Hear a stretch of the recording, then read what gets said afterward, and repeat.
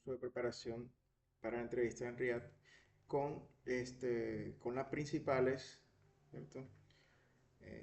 Para establecer los escenarios principales para detección de cambios en React. ¿Cuáles son estos escenarios que nos dicen cuando hay un cambio en el componente? Entonces, entre estos escenarios principales están cuando el componente se monta. Cuando el componente se monta, que es cuando se llama por primera vez el componente dentro del árbol de JSX, React renderiza su función, React ejecuta su función y genera el render inicial. Y eso lo podemos hacer con el useEffect. Con el useEffect es el hook que se ejecuta de primero antes de montarse el componente. Entonces acá tenemos uno de ellos es el cuando se cuando el componente se monta. Cuando el componente se monta, eh, utilizamos useEffect, ¿cierto?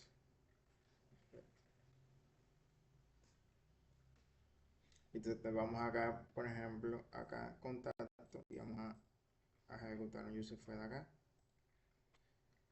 y vamos a ver qué se monta primero. Le damos un useEffect, eh, listo, ese useEffect es un hook con dependencia, ¿cierto? Y tenemos esta parte aquí, tenemos una row function y las dependencias, ¿cierto? Bueno, acá tenemos un console log y está montado.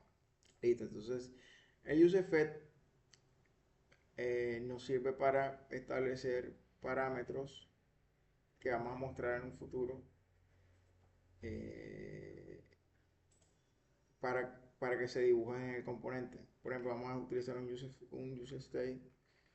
Vamos a utilizar un useState acá. Y vamos a actualizarlo con useEffect y vamos a ver el cambio acá. Ya tenemos, por ejemplo, cons. Count. Vamos a seguir con el ejemplo de count. useState. Vamos a comenzar en 0. Y vamos a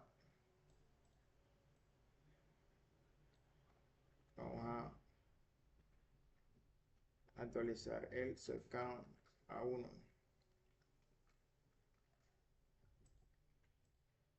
y vamos a mostrarlo acá y el count.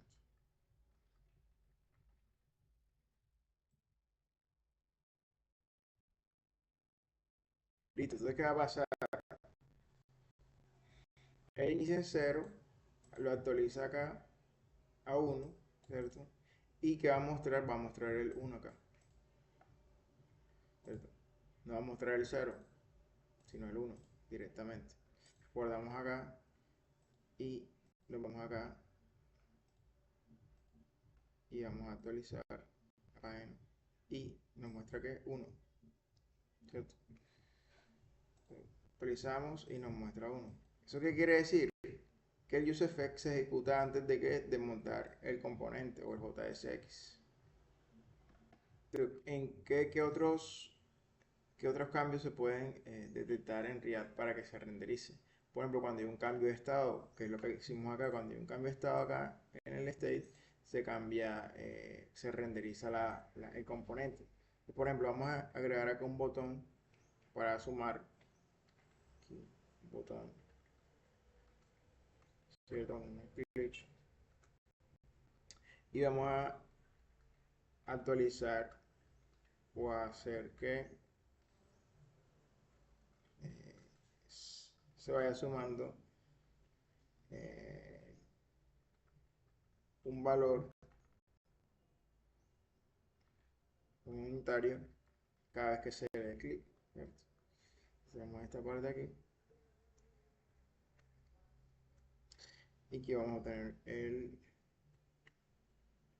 count.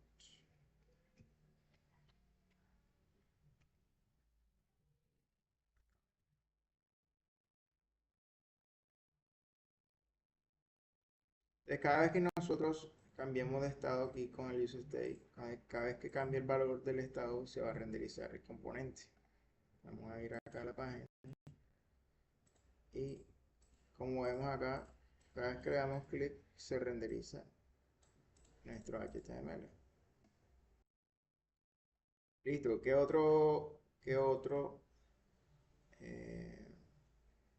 otra detención de cambio podemos ver? Visualizar cuando cambian las props que recibe el componente, del componente padre al componente hijo. ¿Cierto? Cuando cambian las props, él se renderiza. Vamos a hacer un ejemplo acá. Bueno, para acá queremos agregar, cambiar el nombre de un contacto. ¿Cierto? Agregamos para el nombre, para esto vamos a crear un children, ¿cierto? Un child, agregar un child que tenga como children name, ¿cierto? Como prop name, y prop name va a tener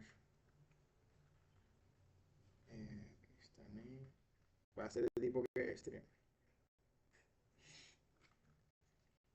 Function que vamos a volver, vamos a retornar un div con ese name. Ahí. Recordemos que los componentes hay que ponerlo en mayúscula. Bien. Child, ok, child. No creo que hay un error, sí, ahí dice coma split. Bien, cons child igual. Listo. Entonces, por ejemplo, si nosotros queremos implementar en el padre que viene siendo este, ¿cierto? Vamos a hacer aquí, vamos a hacer algo. Vamos a mostrar acá, por ejemplo, este está el padre. Tenemos acá, por ejemplo, child, ¿cierto? Child name, child name, y vamos a mostrar acá el name.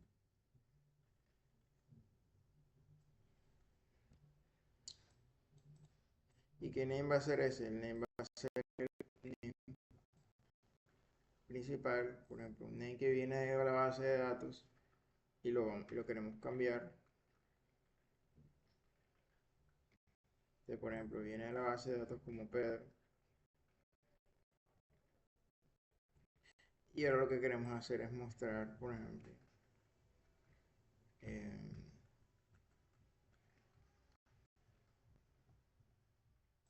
cuando le demos un clic de actualizar, queremos que ese nombre, ya no va este nombre que va a aparecer aquí, va a ser el nuevo nombre que le vamos a establecer en el botón. Y lo ideal es que sea con un input, pero para ahorrar tiempo, para que el día no se extienda tanto, vamos a hacerlo de esta manera. Aquí, set name, y vamos a cambiarlo por Juan. Por Juan. Y vamos a poner aquí actualizar. Entonces nos vamos acá a la página y vamos a actualizar Pedro. ¿Por qué? Por Juan. Entonces le damos aquí en actualizar y automáticamente ahí se actualiza. Listo. Si volvemos a renderizar parte, está en Pedro. Si le vamos a actualizar, cambia a Juan, que quiere decir que se renderizó esta parte del componente. O sea, es decir, se renderizó solo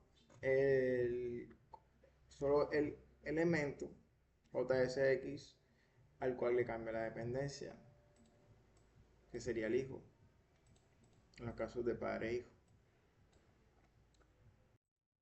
Y otro caso es cuando cambia el contexto, que fue lo que ya vimos anteriormente con RIDOS y con Context API.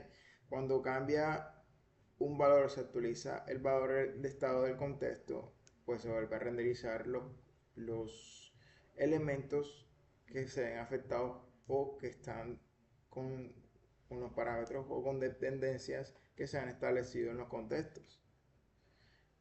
¿Qué otra cosa cambia? Cuando cambian las listas, cuando cambian las claves en las listas, es decir, cuando renderizamos una lista que proviene del servidor, por ejemplo, renderizamos una lista y queremos actualizar algún producto.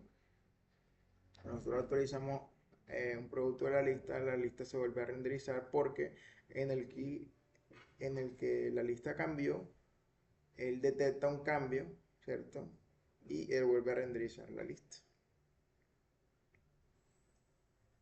Entonces, los casos de uso de detención de cambios son más que todos cuando hay clics input tools que cambia el state, ¿cierto? O cuando reacciona a datos externos o a WebSockets, por ejemplo, en tiempo real, o a contextos o a contextos externos. También se puede visualizar los cambios cuando hay unos animadores o temporizadores y se usa más que todo para optimizar este tipo de cambios, ¿cierto? Por medio de las referencias o las dependencias, se hace más que todo implementando los hooks que estábamos hablando anteriormente: create memo, use callback y use red, que son para evitar renders innecesarios cuando no hay cambios reales en los props o cuando se están ejecutando cálculos costosos. Listo. ¿Cómo impacta el modo estricto? El modo estricto es, ¿qué es lo que hace el modo estricto? El modo estricto lo que hace es renderizar o ejecutar dos veces el state. Es decir, si se monta un componente, se monta dos veces. Si el estado se actualiza en useState, se actualiza dos veces. Y así sucede con el useFet. De igual manera, el useFet se actualiza dos veces. Esto cuando se ejecuta de esta manera, con el useFet en modo estricto, puede resultar en un loop infinito. Entonces acá en estos casos se utiliza más que todo o se deshabilita el modo estricto o se usa use callback para que las funciones, si no cambian sus parámetros, no se ejecuten infinitamente.